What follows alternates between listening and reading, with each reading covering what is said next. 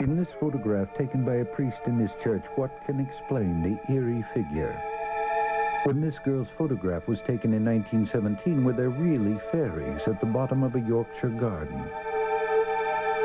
This weird picture of a London bus was taken by a man who claims he could think photographs straight onto film. Can the camera really capture the psychic world?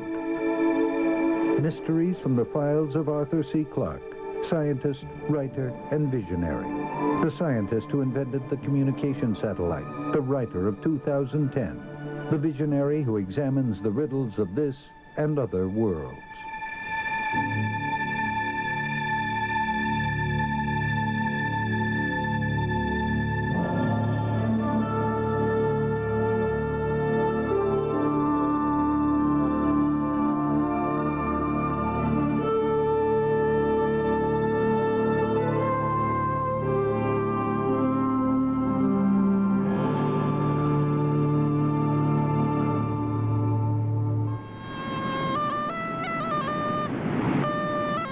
Investigating the supernatural can be a very frustrating experience. So much depends on second-hand reports and eyewitnesses' powers of observation. Yet, a single good photograph could settle the matter once and for all.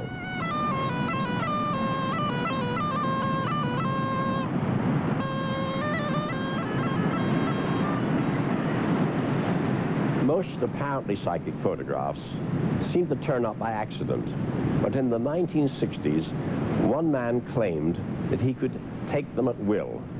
His name was Ted Sirius, and he asserted that he could imprint images on film merely by thinking at the camera.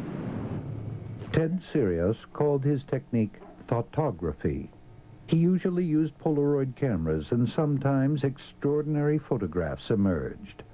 Blurred and distorted, the photographs often showed buildings miles away from the cameras. This 1967 session was organized by Ted's supporter, psychiatrist Dr. Jewel Eisenbud. Today, Ted and Jewel are reunited for another thoughtographic test. Dr. Eisenbud has taken time off from his busy practice. Stopping only to get essential supplies, they are bound for Dr. Eisenbud's cabin outside Denver in the foothills of the Rocky Mountains.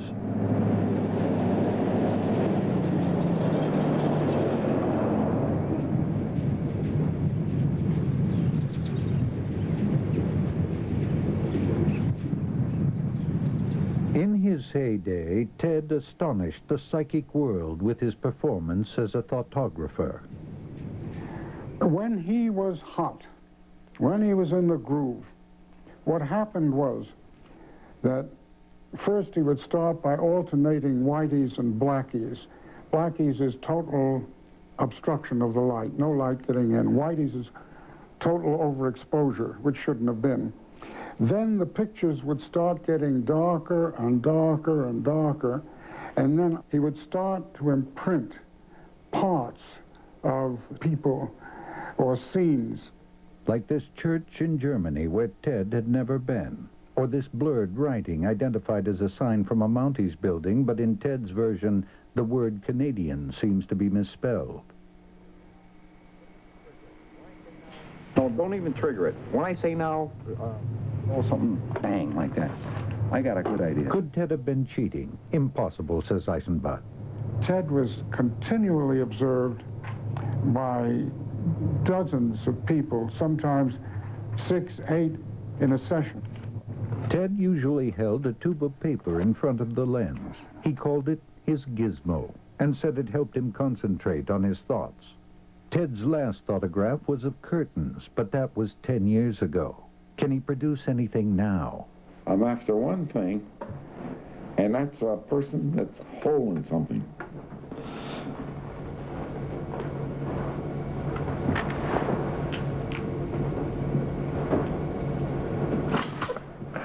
Okay. But all he got was his face.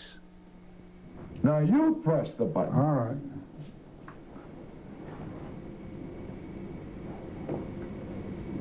Go. Good. Jewel were not discouraged and worked on into the night, trying everything they knew to recapture the spirit of success. You want to take some film juice?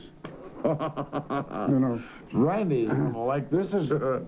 We did this night after night for 3 years. The sessions would last 6, 8 hours, and at the beginning, nothing would happen. But later in those original sessions, weird pictures would emerge. How did it happen? Two observers who watched Ted in action for a whole weekend suspected his gizmo, the rolled-up tube of paper.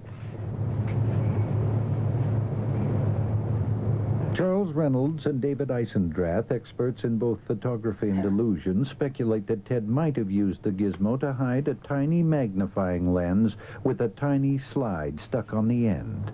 By taking a piece of a transparency, a piece of a photographic transparency, and fastening it across the end, when light passes through the transparency and then through the lens, is picked up by the optical system of the Polaroid camera, and voila, it becomes a photographic image.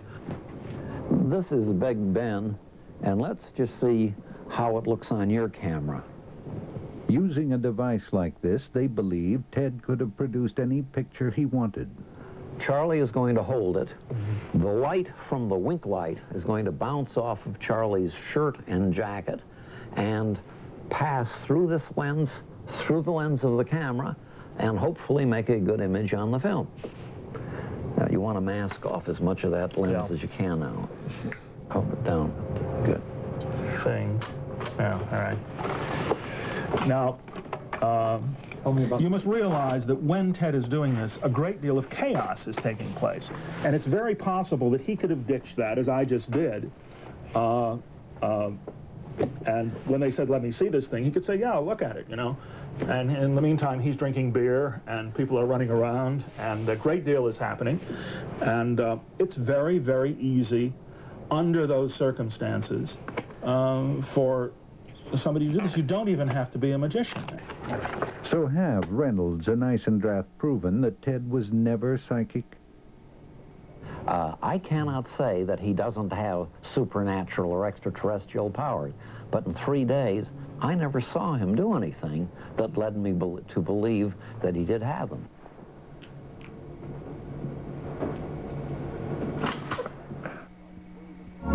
Arthur C. Clarke's World of Strange Powers will return.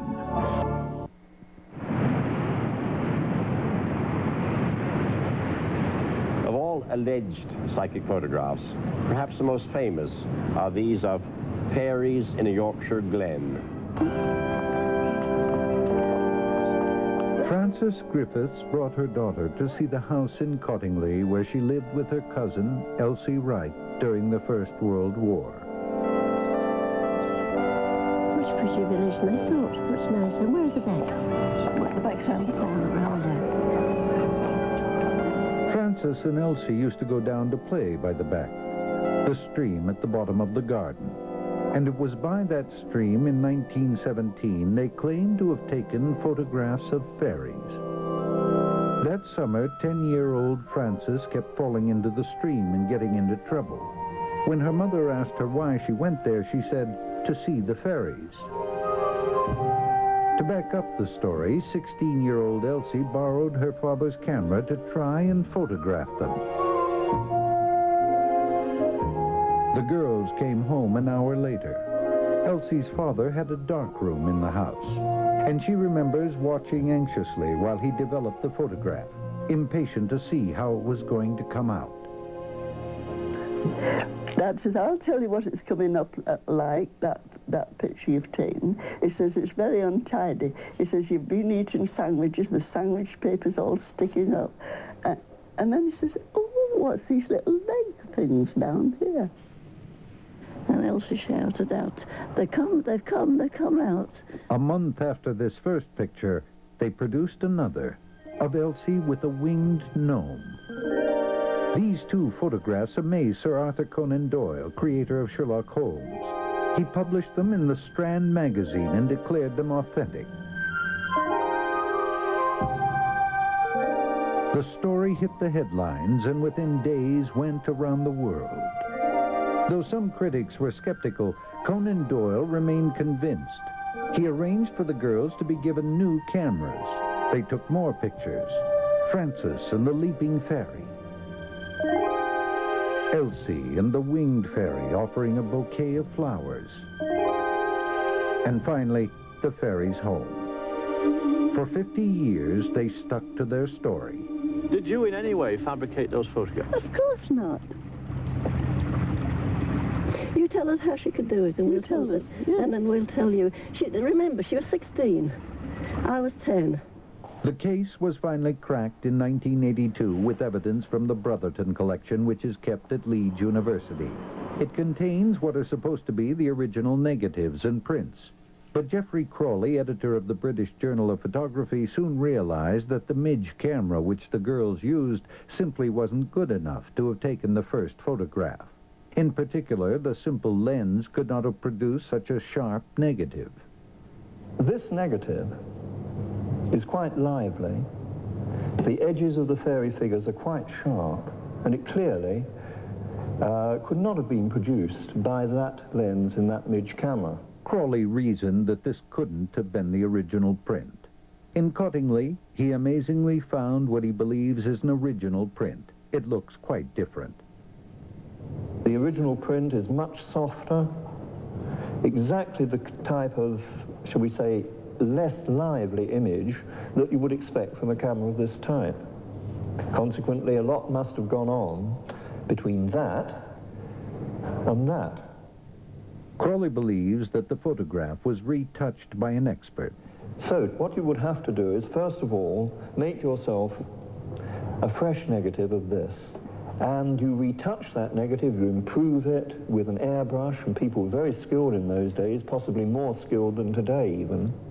Now, it's the fairies that everybody's interested in, so he subdues the face, brings out the fairies, and this is the first thing that people noticed, and they said they were glowing with ethereal light.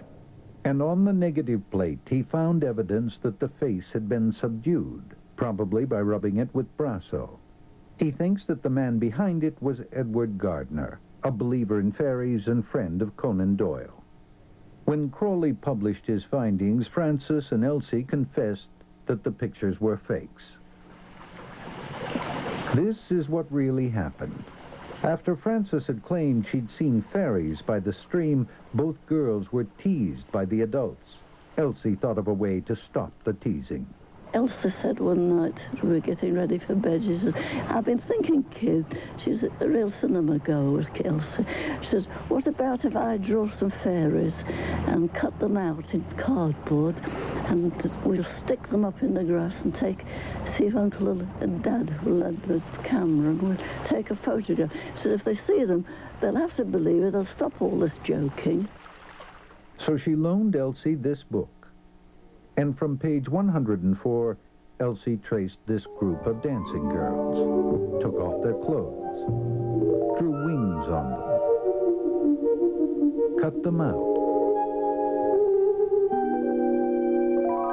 and arranged them in an artistic group. Then she took the photograph. They used hat pins to stand them upright. What we did, and I said, with the long hat pin, we put it down the back like that, and stuck the tape at the back like that, and then gradually wormed that down. They were longer than that, though. They were about that length, 18 inches at least, and then wormed that down into the earth. And they said that the thing was that they could see that the fairies were moving when the photograph was taken, but that's because they did it in the breeze.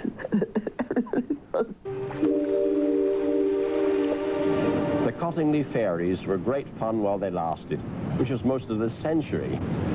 And the case is very instructive. It shows that claims made by sweet, innocent children must be treated as cautiously as those by adults. Arthur C. Clarke's World of Strange Powers will now returns. Some photographers have been astonished by their own pictures, like Gordon Carroll. I stood in this church and I took this photograph and it looks as if it's got a ghost on it. I'm absolutely sure there was nobody in the church at the time. Sun was coming through from the south-southwest position. It was about, I should say, between 1:30 and 2 o'clock. I took this picture on a brief time exposure of about 2 seconds and there was nothing there. But when the slide was developed, it showed a hazy, kneeling figure. The figure was totally transparent. You could see the altar rails through the figure and also the steps. One of the possibilities is that somebody, you know, having walked in front, but how in 2 seconds of my looking at the camera taking a brief time exposure, anybody could walk in, kneel down and disappear. It's just impossible for it to have been another human being. Mabel Chinnery took this picture of her husband Jim, and her mother appears to be in the back seat. But the Chinnerys say they had just photographed her grave. She had died a week before. My wife took the photo at the graveside, and when we got down to the car, I got in the car, she said, wait a minute, she said, I'll finish this film off. And she took my photo, and that was the finish of that. When I looked through the viewfinder, all I saw was Jimmy in the car and snapped it, and that was that. Didn't think more about it. There in the photograph was this unmistakable figure.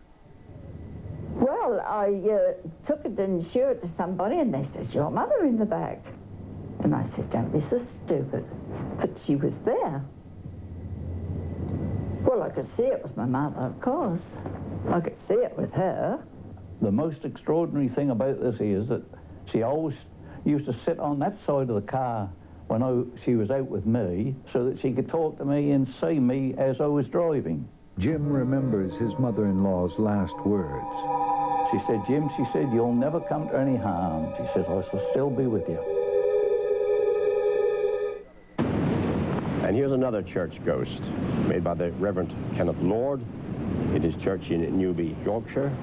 And it shows a hooded figure with a ghastly, skull-like face standing beside the altar rail. Well, do these pictures really prove the existence of ghosts? Or can it be that even when photographers are honest, cameras can lie? In this home office laboratory is the world's most advanced equipment for the examination of photographs.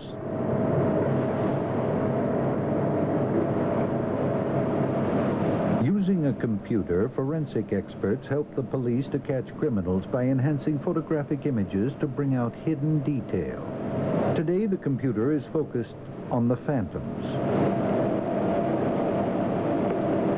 The photographs are optically scanned and fed into the computer for analysis. Tim Newton and Dr. Steve Gull begin with Gordon Carroll's photograph. This is a picture, is allegedly of a ghost in front of an altar, but let's have a look at it in a bit more detail. Now I think we can see on the screen that it's a kneeling figure. And if we look over here, perhaps we can see a dustpan. Perhaps, do you think that's possible? Certainly possible. It's a bit beyond the resolution possible with this film, but as you say, it could be a dustpan sitting there. Their unique deblurring software, often used to decipher the license plates of getaway cars, reveals that this figure may have moved more than once.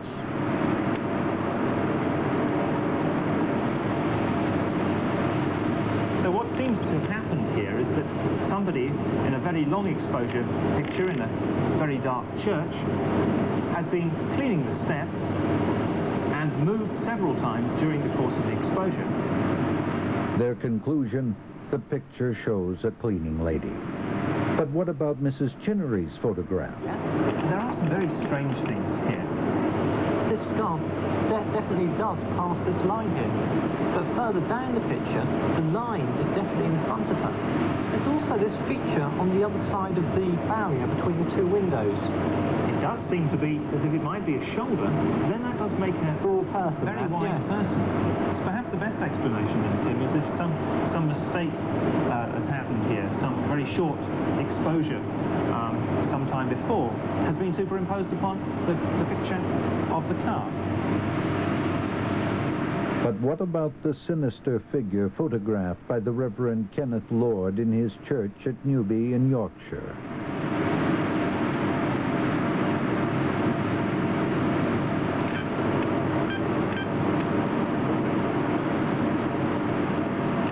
Even the most rigorous computer analysis cannot provide a simple photographic explanation. I don't think at this stage there's anything unusual about the picture at all. So I think our conclusions from this is that it's unlikely to have been built up by a superposition of photographs. So this could be a candidate for a ghost.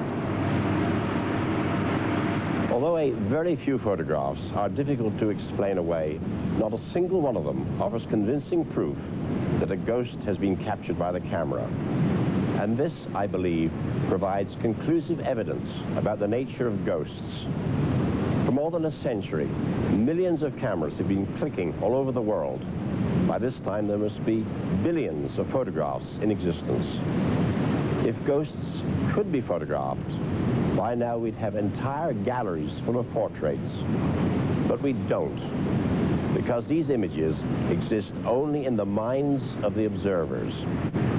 I believe that ghosts are at least as real as dreams, and no one has ever photographed a dream.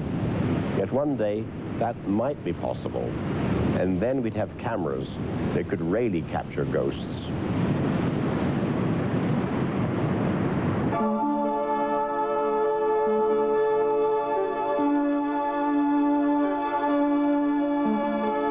Coming up next on the Discovery Channel, hang out and jam with the Deadheads on Amazing America.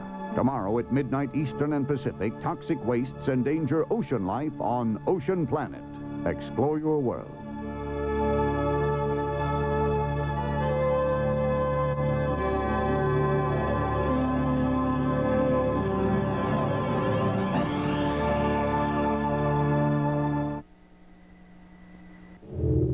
You're watching the Discovery Channel.